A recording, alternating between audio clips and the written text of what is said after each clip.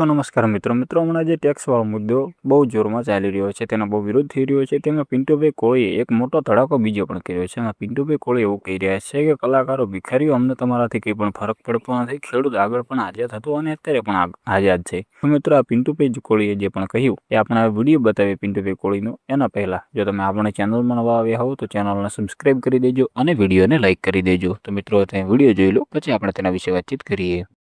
ગુલામ કલાકારો, તમને કોક ડાયરાના બોલાવે ને ડાયરામાં તો તમે કોકની ગુલામી કરવા માટે જાઓ, પણ આ ખેડૂત પુત્ર એટલો આઝાદ હે ને કે એને કોઈના ગુલામીની આદત નથી।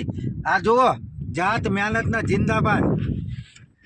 આ પોતાનું હે ને, આ ખેડૂત પુત્રની તાકાત છે, ખેડૂતોની તાકાત છે ને, ત્યારે ખેડૂત વટથી બોલી શકે છે અને તમે ભિખારીઓ।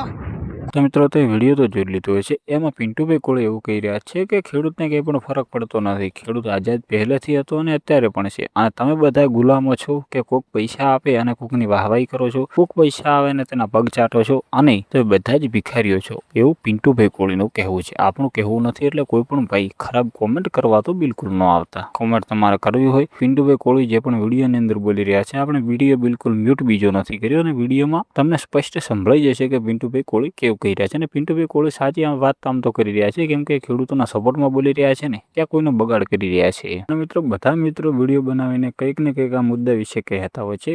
તમારું શું કહેવું છે આ મુદ્દા વિશે? કેમ કે આજે ટેક્સ ચોરી કરવાની વાતો કરી, આ ટેક્સ ભરવાની વાતો ચાલી રહી છે, અને જે કંટ્રોલના ચોખા ખાવાની વાતો ચાલી રહી છે, કૂપનવાળા ચોખા ખાવાની વાતો ચાલી રહી છે, એના વિશે તમારું શું કહેવું છે? કેમ કે આ ગરીબ લોકોને કંઈ પણ તો માનતા નથી, ગરીબને આ બિલકુલ થર્ડ ક્લાસ માને છે આ લોકો, એટલે કંટ્રોલવાળા ચોખા ખાવાની વાત કરે છે। અને બધા લોકો કંટ્રોલના ચોખા જ ખાઈએ છીએ, હું પણ ખાઉં છું, તમે પણ ખાઓ છો, એમાં ક્યાં નાની વાત છે? આ લોકો આપણે બધાને આ લોકો ગરીબ બતાવી રહ્યા છે, તો હવે એમનું કંઈક ને કંઈક તો કરવું પડશે ને, કે બીજી વખત આ લોકો આવા મુદ્દા લઈને ના આવે ને આ રીતના કોઈ પણ ગરીબને કંઈ પણ કહેતા આ લોકો 100 વખત વિચારવા જોઈએ। એ વાત વિશે તમારું શું કહેવું છે એ તમે જરૂરથી કોમેન્ટ બોક્સમાં લખી દેજો, અને કદાચ આપણે વિડીયોની અંદર ક્યાંક કોમેન્ટ બોક્સમાં ક્યાંક હાઈપનું ઓપ્શન આવે એ પણ દબાવતા જજો, અને આપણી ચેનલને સબસ્ક્રાઇબ હજુ સુધી ના કર્યું હોય તો સબસ્ક્રાઇબ પણ કરી દેજો।